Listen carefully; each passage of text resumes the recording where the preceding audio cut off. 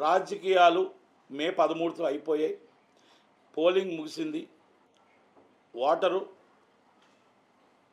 ప్రతినిధి ఎవరైతే ఏ గవర్నమెంట్ వస్తుందో తెలియదు, కానీ ఓటర్ అనేది ఆ బూత్లో జూన్ 4 దాకా ఎవరికి వేసారో ఓటు మనకు తెలియదు. ఓన్లీ అవగాహనతో, అంచనాలతో, అక్కడ చూసిన దాంతో మనం చెప్పగలం తప్ప గెలుపు ఓటమి అనేది ఓన్లీ అంచనాలే. రేపు జూన్ 4న మనకు తెలుస్తుంది. ఎందుకంటే మనం అక్కడ వెళ్ళి ఆ గ్రౌండ్ రిపోర్ట్లో ఉన్నది మాత్రం మనం చెప్పగలం అంతే. అయితే నేను గ్రౌండ్ రిపోర్ట్లో ఇచ్చాపురం నుంచి అప్ టు పిఠాపురం దాకా గ్రౌండ్ రిపోర్ట్ అన్నీ చూసిన తర్వాత ఉత్తరాంధ్రలో మొత్తం టోటల్గా ఉత్తరాంధ్ర దాకా ముందు చెప్పుకొస్తాను. ఉత్తరాంధ్రలో కూటమి భారీ మెజార్టీతో గెలుస్తుంది. కూటమి అభ్యర్థులు ఎవరైతే మినిస్టర్లు అనుకొని ఉంటున్నారో మొత్తం రాష్ట్రంలో మినిస్టర్లు అందరూ ఓటమి పాలవుతారు. ఒక్కటి మాత్రం చెప్పగలుగుతాం, మెజార్టీతో కూటమి గవర్నమెంట్ ఫామ్ చేస్తుంది. ప్రజలు రాష్ట్రంలో ప్రపంచంలో ఎప్పుడైనా నేను 35 సంవత్సరాల చరిత్రలో ప్రజలు డబ్బులు పెట్టుకొని, ప్రజలు కార్లు వేసుకొని, ప్రజలు ఫ్లైట్లు వేసుకొని, ప్రజలు ప్రపంచంలో వచ్చిన ప్రజలందరూ కూడా ఆ జనభూమి అంటే మన మన మన గడ్డ మీద, మన భూమి మీద అభిమానంతో వచ్చి ఓటు వేసి స్వయంగా 70 లక్షల మంది రావడం అనేది కనివిని ఎరగని, ఎప్పుడూ చూడలేదు. తెల్లవారు 7 గంటలకు బూతుకాడికి వెళ్తే మొత్తం బారులు తీరారు జనం. ప్రతి ఒక్కరూ ఓటు వినియోగించుకోవాలని ఒక ఆలోచనతో వచ్చారు. అది ఎప్పుడు వస్తుందంటే, ఒక అధికార పక్షం మీద యాంటీ ఉంటే, ప్రతిపక్షానికి మనకు రాజధాని లేదు కాబట్టి ప్రతిపక్షం కావాలనుకుంటే, అధికార పక్షంతో మనం పడుతున్న బాధలు బట్టి, అలాంటప్పుడు మనకు ఓట్ల శాతం ఎప్పుడు పెరుగుతుంది. మనం 65% కంటే ముందుగానే ఉండుంటే అధికార పక్షానికి ఫేవర్గా ఉన్నాం. ఈరోజు 81-82% మనకి ఎప్పుడైతే వచ్చిందో ప్రతిపక్షానికి హెవీ ఫేవర్లో వచ్చింది. ఆ ఫేవర్లో గవర్నమెంట్ ఫామ్ చేయడం అనేది కన్ఫర్మ్డ్ అవుతుంది. పక్క రాష్ట్రాల్లో మొత్తం అన్నీ కూడా ఈస్ట్ గోదావరి, వెస్ట్ గోదావరి అన్ని ఏరియాల్లో కూడా మెజార్టీ పీపుల్ అంటే కూటమి గెలుస్తుంది. ఆశాభావంతో ఉన్నాం. మంచి మెజార్టీతో కూటమి గవర్నమెంట్ ఫామ్ చేస్తుంది. భజన పరులు ఎవరైతే తిట్లు పురాణం చేసిన మంత్రులు ఉన్నారో మొత్తం క్యాబినెట్ అంతా కూడా ఓడిపోబోతుంది. క్యాబినెట్కి అంతా కూడా ఆ భయంతోనే, ఆ కోపంతోనే, ఆక్రోశంతోనే దాడులకు దిగారు. ఆ ఆక్రోశంతోనే టీడీపీ మొత్తం జనసేన కార్యకర్త కొట్టడం మొదలుపెట్టారు. కొంతమంది పోలీసులు వాళ్ళకి సపోర్ట్ చేస్తున్నారు, కొంతమంది పోలీసులు నిర్లక్ష్యం వహించారు.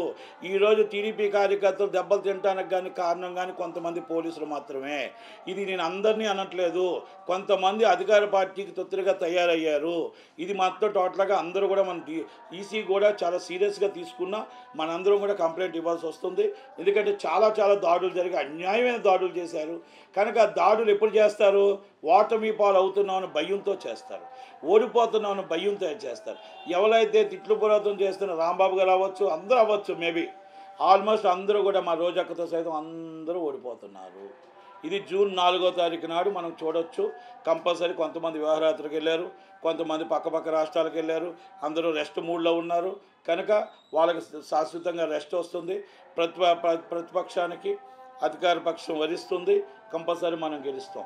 పిఠాపురంలో ఓడించడానికి చాలా ప్రయత్నాలు చేశారు. 99 మంది పవన్ కళ్యాణ్ గారి వైపు ఉంటే 99 మంది పవన్ కళ్యాణ్ గారు బాబు నువ్వు గెలాలి, నువ్వు రాష్ట్ర అధ్యక్షుడిగా నీలాంటి వాడు కావాలి అని పిఠాపురమే కోరుకుంటే, ఎవరో ఒకరు బయటకు వచ్చి కావాలని ఒక డ్రామా సృష్టించేసి ఫ్యామిలీ మెంబర్ నో ప్రాబ్లం, కానీ ఆయన బయటకు వస్తే ఆయన చెయ్యి ఊపితే పవన్ కళ్యాణ్ ఓడిపోతాడు అనుకోవడం తప్పు. అది అసంభవం. మీరు ఒక్కరు సపోర్ట్ చేస్తేనో మీరు ఒక్కరు ఓడిద్దాం అనుకుంటే ఓడిపోయేదైతే కాదు. 99 మంది సపోర్ట్ ఉంది. ఆ 99 మంది ఆశీర్వాదంతో బంపర్ మెజార్టీతో గెలుస్తున్నారు. కనుక నేను ఇంకొకటి ఆయన విజ్ఞతగా వదిలేస్తున్నాం. ఆ సమయంలో 4 గంటల సమయంలో 2 గంటలకు విజయమ్మ గారి లెటర్ వచ్చింది. ఆ లెటర్ని ఆపడం కోసమా, లేకపోతే వైసీపీ డ్రామా ఆడిందా? ఆ లెటర్ సోషల్ మీడియాలో మొత్తం రాకూడదని, టీవీలో రాకూడదని 6 గంటలకు ఆల్రెడీ అయిపోతున్నా కూడా అది అల్లు అర్జున్ గారు అక్కడ రావడం, వాళ్ళంతా కూడా వైసీపీ పన్నాపం పన్నిందని అనుకుంటున్నాం. అలాగే పాపం ఈరోజు అక్కడ ఎస్పీ గారు, ఏఎస్పీ గారు, సిఏ గారికి సస్పెండ్ చేయడం జరిగింది. వాళ్ళు ఎందుకంటే అక్కడ మొత్తం టోటల్గా కంట్రోల్, పాపం వాళ్ళ జీవితాలు పోయాయి. వాళ్ళు ఈయన వెళ్ళడం వల్ల వాళ్ళ ఉద్యోగాలు పోయాయి. ఒకటే చెప్తున్నా, ఏ ప్రయత్నాలు చేసినా కూడా ఫ్యామిలీ మెంబర్స్లో మనకి ఏదున్నా కూడా మనం ఒక్కటి గుర్తుపెట్టుకోవాలా, ఒక వృక్షం, ఒక మెగాస్టార్ అనేది ఒక వృక్షం. ఆ వృక్షంలోనే అందరూ మెగా ఫ్యామిలీ ఎంతోమంది హీరోలు వచ్చారు. ఒకరు ఇద్దరు సపోర్ట్ చేయకపోయినంత మాత్రాన పవన్ కళ్యాణ్ గారికి పోయేది ఏమీ లేదు. ఆయన ఏ రోజు కూడా పవన్ కళ్యాణ్ గారు వచ్చి నాకు సపోర్ట్ చేయండి అని ఎవరిని అడగలేదు. స్వచ్ఛందంగా అందరూ రావడం, అందరూ ఆయన సపోర్ట్ చేశారు. లాస్ట్ టైం కూడా ఇంకోసారి చెప్పాడు ఆయన, సినిమాలకి చంద్రబాబు నాయుడు అరెస్ట్ అప్పుడు కూడా చెప్పారు, సినిమా ఫీల్డ్కి రాజకీయానికి ముడిపెట్టొద్దు, సున్నితమైనది సినిమా ఫీల్డు, ఈ సినిమా ఫీల్డ్లో మనం రాజకీయాలకు ముడిపెట్టొద్దు, ఎవరి ఇష్టం వాళ్ళది, వాళ్ళ ఇష్టం ఉంటే వస్తారు, నష్టమైతే రావద్దు, దయచేసి సినిమా ఫీల్డ్ని ముడిపెట్టొద్దు అన్నారు. ఇంకోటి కూడా చెప్తున్నా, ఈరోజు అల్లు అర్జున్ గారు ఆయన ఇష్టం ఉంటే ఆయన వైసీపీ సపోర్ట్ చేశారు, కొంతమంది ఇష్టం ఉంటే కొంతమంది పవన్ కళ్యాణ్ గారు సపోర్ట్ చేయొచ్చు, లేకపోతే టీడీపీకి సపోర్ట్ చేయొచ్చు మేబీ, కానీ సినిమాకి ప్రభావం చూపకూడదు. దయచేసి సినిమా నిర్మాతది, సినిమా డిస్ట్రిబ్యూటర్ది, సినిమా ఎగ్జిబ్యూటర్ది, కొన్ని లక్షల మంది దీని మీద బతుకుతున్నారు. కాబట్టి సినిమా ఇండస్ట్రీలో సినిమాకి ఎప్పుడు కూడా ఎవరు సినిమా నచ్చితే చూడండి, నచ్చకపోతే మానేయండి తప్ప సినిమా మీదకి, ఎందుకంటే నెటిజన్లు కొంతమంది ట్రోల్ చేస్తున్నారు. ఎట్టి పరిస్థితుల్లో దయచేసి పవన్ కళ్యాణ్ గారు కానీ ఎవరు చిరంజీవి గారు ఎవరు ఒప్పుకోరు ఆ విషయంలో. సినిమాని సినిమాలాగానే చూడండి. వ్యక్తిగతంగా ఆయన ఇష్టం అది. ఆయన రాకపోయినంత మాత్రాన అక్కడేం ఓడిపోరు, ఆయన వచ్చినంత మాత్రాన మెజార్టీ ఎక్కువే రాదు. 99 మంది సపోర్ట్ చేసి ఒక్కరు రాలేదు, ఎవరో రాకపోయినంత మాత్రాన పెద్ద ఇష్యూ ఏమీ కాదు. దానికి ఎవరు కామెంట్ చేయట్లేదు. కాకపోతే చాలామంది నెటిజన్లు వివరణ ఇవ్వాల్సి వస్తుంది కాబట్టి దానికోసం ఇవ్వడం జరుగుతుంది. ఎందుకనే అది నా వ్యక్తిగత అభిప్రాయం. సో అల్లు అర్జున్ గారు వెళ్ళడం అనేది నాకు ఎందుకో నచ్చలేదు. అది నా వ్యక్తిగత అభిప్రాయం. అది ఎందుకంటే అక్కడ సొంత మామయ్య రిలేషన్షిప్, బయట వాళ్ళు మనం ఇప్పుడు చాలామంది అంటున్నారు, చెల్లెలు సపోర్ట్ లేదు, తల్లి సపోర్ట్ లేదు, బాబాయ్ పిన్ని సపోర్ట్ లేదు, నీకు మళ్ళీ మీ చెల్లెలు ఇంకో చెల్లెలు సపోర్ట్, వివేకానంద రెడ్డి చెల్లెలు సపోర్ట్ లేదు, నీకు బయట వాళ్ళు మేము ఎందుకు ఓటు వేయాలి అని అంటున్నారు. ఆ ప్రశ్న వేశారు కాబట్టి రేపు ఈ ప్రశ్న కూడా మన ఫ్యామిలీ మెంబర్ కదా అంటారు అన్న ఒక ఆలోచనతో నేను ఇది కరెక్ట్ కాదేమో అని, ఎందుకంటే కన్న తల్లే జగన్మోహన్ రెడ్డి గారికి షర్మిలమ్మకు ఓటేయమంది అంటే జగన్మోహన్ రెడ్డికి ఓటేయొద్దని అర్థం. కనుక ఇలాంటివి జరుగుతున్నాయి కాబట్టి మనం ఒక ఫ్యామిలీ మెంబర్గా మొత్తం టోటల్గా ఒక ఫ్రెండ్ అవ్వచ్చు, కానీ వాళ్ళు దాన్ని అలా ఉపయోగించలేదు. మీ ఫోటో పెట్టి టోటల్ సోషల్ మీడియాలో వైసీపీకి తిప్పారు కాబట్టి ఒక్కసారి ఆలోచించండి మీ మనస్సాక్షికి. కనుక దాన్ని నాకు బాధ అనిపించింది కాబట్టి నేను చెప్తున్నా. ఇది నా వ్యక్తిగత అభిప్రాయం. అలాగే నాగబాబు గారి వ్యక్తిగత, నాగబాబు గారు చెప్పారు, ఎవరిష్టం వాళ్ళది.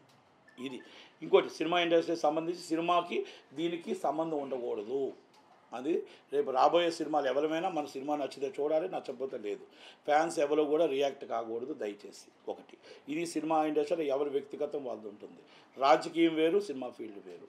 అలాగే టోటల్గా పల్నాడులో గొడవలు కానీ, అలాగే మొత్తం టోటల్గా ప్రతి దిక్కున కూడా గొడవలు, ఎక్కడ కొన్ని మన ప్రకాశం జిల్లాలో కొన్ని గొడవలు జరిగాయి, మళ్ళీ అలాగే మన చీరాల్లో జరిగే కొన్ని గొడవలు, అలాగే మన జమ్ముల మడుగులో జరుగుతున్నాయి, తాడిమత్రిలో జరుగుతున్నాయి, ఆలగడ్డలో జరుగుతున్నాయి. ఇది కక్ష సాధింపు. ఎందుకంటే ఓటమి చూస్తున్నారు కాబట్టి, ఓటమి అనేది వాళ్ళకి తెలిసిపోయింది కాబట్టి నిన్న ఐపాక్ మీటింగ్ కూడా వాళ్ళు క్యాన్సిల్ చేసుకున్నారు. ఆ మీటింగ్లన్నీ క్యాన్సిల్ చేసుకొని వాళ్ళకి అర్థమైపోయింది. అర్థమైపోయి గవర్నమెంట్ పడిపోతుందని వాళ్ళకి ఆల్రెడీ రిపోర్ట్ ఉంది. కనుక దయచేసి వాళ్ళందరూ ఒకటే చెప్తున్నా, కవ్విస్తున్నారు, అన్నీ కూడా మనకు కావాలని గొడవకు లాగుతున్నారు. చట్టం ఉంది, న్యాయం ఉంది. దయచేసి మనకు రాబోయే గవర్నమెంట్ మంది వస్తుంది కాబట్టి ఎవరు కూడా ధైర్యంగా ఉండండి. ధైర్యంగా ఎవరు ఆధారపడద్దు. చంద్రబాబు నాయుడు గారు, పవన్ కళ్యాణ్ గారు, ఎన్డీఏ గవర్నమెంట్, మోడీ గారు మీకు అంతా సపోర్ట్గా ఉంటారు. అందరూ ఉంటాం. ఎవరు భయపడాల్సిన అవసరం లేదు. ఇంత ప్రతి ఒక్కరు కూడా అర్ధరాత్రి దాకా ఓటేసినందుకు ప్రత్యేక ధన్యవాదాలు. ప్రపంచంలో ప్రతి ఒక్కరు వచ్చి పేరున వచ్చిన వాళ్ళందరికీ కూడా ఓటుని వినియోగించుకున్న ప్రతి అక్కకి, ప్రతి అమ్మకి, ప్రతి అన్నకి ప్రత్యేక ధన్యవాదాలు. ఓటుని చూపించి మన రాజధాని కావాలి, మనకు పోలవరం కావాలి, ఇన్ఫ్రాస్ట్రక్చర్ కావాలి, మనకు స్టూడియోలు కావాలి, మనకు డెవలపింగ్ కావాలి, మనకు నిరుద్యోగ వృత్తి మన మొత్తం పోవాలి. ఇవన్నీ ఆలోచించుకొని ఓట్లు వేసిన ప్రతి ఒక్కరికి ప్రత్యేక ధన్యవాదాలు తెలియజేస్తూ రాబోయే గవర్నమెంట్ మంచి మెజార్టీతో వస్తుందని కోరుకుంటూ సెలవు తీసుకుంటాం. Thank you very much. Thank you.